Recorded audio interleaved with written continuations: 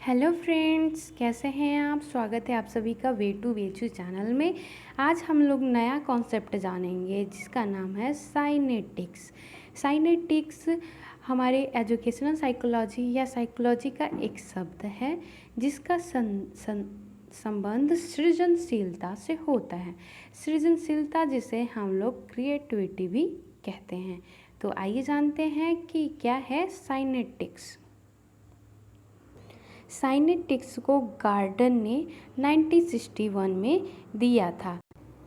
Girder जी ने 1961 में सृजनात्मकता क्षमता के विकास हेतु साइनेटिक्स तकनीक का प्रतिपादन किया था। ये एक तकनीक ही होती है, टेक्नोलॉजी होती है जिसका प्रयोग हम लोग क्रिएटिविटी एबिलिटी को डेवलप करने के लिए करते हैं। तो इसमें क्या होता है कि इस तकनीक में सुपरिचित वस्तुओं को इस ढंग से प्रस्तुत किया जाता है कि वो अपरिचित से लगने लगते हैं। जैसे कि कोई भी चीज़ है हमारे पास, वो हम लोग उसको भली भांति जानते हैं, लेकिन उसको इस प्रकार से हमारे सामने प्रेजेंट किया जाता है कि वो हमको लगता है कि हमने तो इसको पहले कभी देखा ही नहीं। जैसे कि उदाहरण के रूप में हमारे पास घड़ी है। घड़ी को हमने नॉर्मल हम लोग देखते हैं, उसका यूज़ समय करने के लिए, समय देखने के लिए करते हैं, लेकिन घड़ी को हम उल्टा रख दिए और बोलते हैं कि बेटा अब इसको तुम पढ़ के बताओ, कि घड़ी को वो पढ़ के बताओ। तो यहाँ पे हमको ध्यान देना होगा उस पर कि और लगेगा इसको हम कैसे देखें। तो वहाँ पे थोड़ी देर बाद हमको समझ में आने लगेगी इन चीज़ें, लेकिन वहाँ पे ये अब हमारे लिए थोड़ी देर के लिए अपरिचित सा हो जाता है। तो यहाँ से हम लोग नए सृजनात्मक क्षमता का विकास कर सकते हैं। और इसमें क्या होता है, जैसा हमने जाना कि इस तकनीक में सुपरिचित वस्तुओं को इस ढंग से प्रस्तुत किया जाता है कि वो अपरिचित से लगने लगते हैं। साइनेटिक्स का संबंध जो होता है वो सृजनशीलता से होता है, सृजनशीलता या क्रिएटिविटी से। तो अब प्रश्न ये उठता है कि ये सृजनशीलता है क्या। तो सृजनशीलता किसी वस्तु, किसी विचार या किसी तथ्य के अद्वितीय उत्पादन या उसकी उपयोगिता से है। जैसे कि हमने कोई चीज़ बनाई, वो सबसे बड़ी बात अद्वितीय होनी चाहिए। जैसे कि हमने कोई चीज़ बनाई तो वो हमारी अद्वितीय होनी चाहिए, मतलब उससे पहले उससे मिलता जुलता कोई चीज़ नहीं, मतलब उस वैसा कुछ नहीं होना चाहिए। उसके साथ ही वो उपयोगी होना चाहिए, तब वो सृजनशील कहलाएगा। एग्जाम्पल्स के रूप में देखें तो जैसे जर्मनी ने यहाँ कहा कि हमने इको फ्रेंडली प्लेट बनाया है, और ये मान लीजिए इन्होंने कहा कि ये हमारे क्रिएटिविटी है।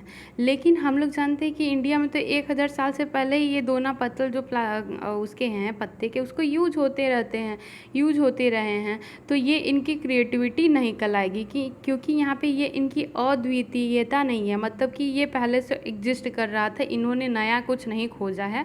और और ये उपयोगी तो है, जैसे कि ये तो उपयोगी है, पर ये पहले से एग्जिस्ट करता था समाज में, इन्होंने कुछ नया नहीं किया, तो ये सृजनशीलता नहीं कहलाएगी।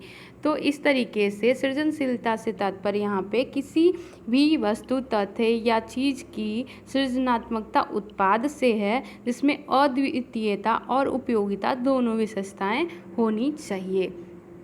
अब बढ़ते हैं आगे। गार्डन जी ने 1961 में ये साइनेटिक्स दिया, जिसमें इन्होंने 4 अवस्थाएं बताई थी। सबसे पहला जिसमें था संलग्न की अंतर्भाविता या डिटैचमेंट इन्वॉल्वमेंट। तो सबसे पहले क्या होता है डिटैचमेंट इन्वॉल्वमेंट में कि किसी भी तथ्य या चीज़ को, वस्तु को शिक्षा, मान लीजिए कोई स्टूडेंट है, उसको कोई समस्या दे दी जाती है और उससे बोला जाता है इस संदर्भ से हट कर, जो सामान्य रूप से यूज होता है उससे कुछ हट करके नया सोचने का प्रयास करो। तो मान लीजिए उसको बोल दिया जाता है कि आप कल्पना करो कि आप एक वृक्ष हो, तो आप कैसा महसूस करोगे या कैसा करोगे। तो जैसे एक स्टूडेंट है, उसको बोला जाता है कि आप एज ए फील करिए कि आप एक वृक्ष हैं और आपके साथ क्या हो रही घटनाएं, ऐसा महसूस करो और बताओ। तो यहाँ पे जो कुछ भी वो वृक्ष के रूप में सोच करके बताएगा कि मैं ऐसा लगता, मेरी टहनियाँ होती, मेरी पत्तियाँ होती, मैं ज़मीन से एक जगह स्थिर रहता, मैं चल फिर नहीं पाता, ऐसा करके वो डिटैचमेंट इन्वॉल्वमेंट, मतलब अपने आप को ऐसा मान करके जब सृजनशीलता या ऐसा तथ्य सोचता है तो वहाँ पे संलग्न की अंतर्भाविता होगी। और गार्डन ने फिर दूसरा तत्व बताया, दूसरी अवस्था बताई। दूसरी अवस्था इसकी जो थी वो थी संकल्पना निर्माण की या स्पेकुलेशन की। दूसरा तत्व जो थी स्पेकुलेशन।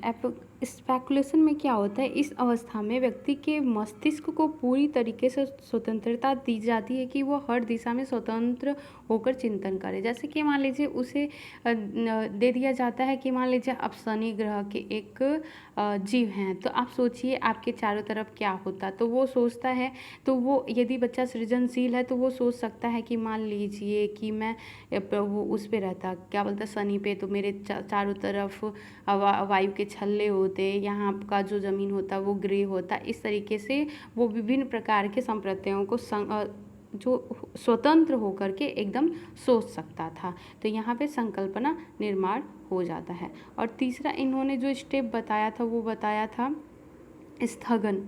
स्थगन बताया था इन्होंने, स्थगन के रूप में या फिर डिफेरमेंट के रूप में देखें तो स्थगन ये होता है जैसे कि जो पहले से कोई एक हमारे पास कॉन्सेप्ट बना हुआ है। जैसे मान लीजिए एक हम लोग बनारस में यदि जाते हैं तो हर चौराहे पे कुछ लोग, बूढ़े लोग, आपको जहाँ पे क्रॉसिंग होता है, जहाँ पे लाइट वगैरह जलती है, तो वहाँ पे कुछ बूढ़े लोग लंबे लंबे पेन लेके आ जाते हैं। पेन, ब्लू कलर की पेन बेचते हैं वो लोग, ब्लू या ब्लैक कलर की लंबे लंबे पेन बेचते हैं। तो उसका आप यूज, जैसे कि उसका यूज आप सोच सकते हैं कि डिटर्मिनेशन क्या यूज होता है, नॉर्मली यूज इसका लिखना होता है। लेकिन स्थगन में क्या होता है, जो आपका पहले से किसी समस्या समाधान का जो पहले से पूर्व निर्धारित समाधान है उसको नहीं सोचना होता है, उसको स्टॉप कर देना है, उसको वहीं पे स्टॉप कर देना होता है, नए तरीके से सोचना होता है। जैसे कि मान लीजिए इस पेन का क्या यूज है, ये तो नॉर्मल बताएगा आदमी की लिखना, तो लिखना ये इसका सामान्य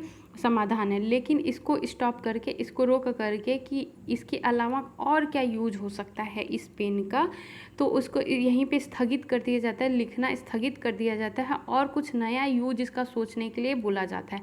तो यदि वो कुछ नया सोच के बताता है तो वो उसकी सृजनशीलता होगी। मान लीजिए कि कोई कहता है इस पेन का हम लोग कुछ और यूज में, जैसे एक यूज ये कर सकते हैं कि ये लंबा होता है, तो हमको मान लीजिए पीठ में खजुली हो रही है, तो खजुली हो रही है तो उस वहाँ पे हम इसका यूज एज ए मतलब खजुलाने के लिए कर सकते हैं। तो ये इसका एक नया यूज हो सकता है जो कि इस सृजनशीलता का एक मान लीजिए सिंपल सा उदाहरण हो सकता है।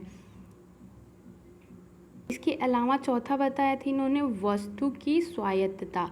वस्तु की स्वायत्तता में क्या होता, इस वस्तु की स्वायत्तता या ऑटोनॉमी ऑफ द ऑब्जेक्ट, ये चौथा जो था वस्तु की स्वायत्तता से तात्पर्य ये होता है कि जो कुछ भी कोई भी हमारे पास समस्या है तो उसका समाधान के रूप में हम नए विचार उत्पन्न जो दिमाग में होते हैं कि इसका हम और क्या कर सकते हैं, तो वहाँ पे वस्तु की स्वायत्तता होती है। जैसे कि सृजनशील बच्चा जो रहेगा, मान लीजिए उसके पास एक बैटरी है खराब या फिर कोई डिब्बा है, तो उसका वो नए रूप में कैसे यूज कर सकता है। मान लीजिए कि ये समस्या है कि ये आपके पास ये कचरा है, इसको निपटाना है, तो आप इसको नॉर्मली क्या करेगा, सामान्य व्यक्ति उसको जला देगा या कूड़े के यहाँ पे, कबाड़ी के यहाँ बेच देगा, ये इसकी सामान्य समाधान है। लेकिन जो सृजनशील व्यक्ति रहेगा उसका सोचिएगा हम इसका नया यूज कहाँ कर सकते हैं। तो यदि सृजनशील व्यक्ति है तो हो सकता है इसको ढेर सारे बैटरी को जुटा करके कोई चीज़ बना दे, खेलने वाली या खिलौने वाली,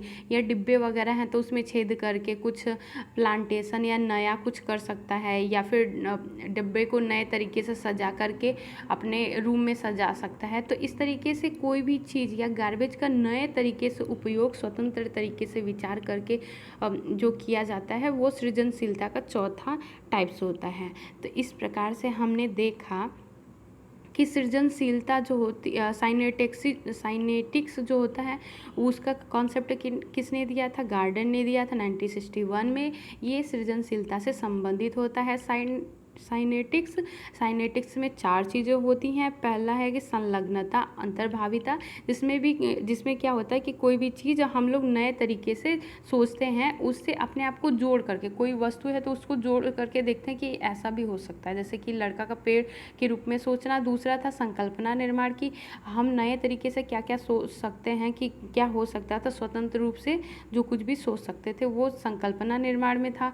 और तीसरा था कि स्थगन, जो नए ऑलरेडी विचार किसी समस्या से संबंधित है उसको स्टॉप करके नए विचार को सोचना, जैसे इस पेन का यूज दूसरे रूप में करना। और चौथा कि इस वस्तु की स्वायत्तता में ये था कि कोई भी चीज़ है उसको नए रूप में कैसे हम यूज कर सकते हैं, उसके संदर्भ में नए नए विचार उत्पन्न करना। तो ये 4 चीज़ें थी, ये साइनेटिक्स से संबंधित थी। और साइनेटिक शब्द का संबंध जो होता है सृजनशीलता से होता है, जिसे कार्डन ने 1961 में दिया था। तो आज के लिए बस एक कॉन्सेप्ट, मिलते हैं नए कॉन्सेप्ट के साथ, बाय।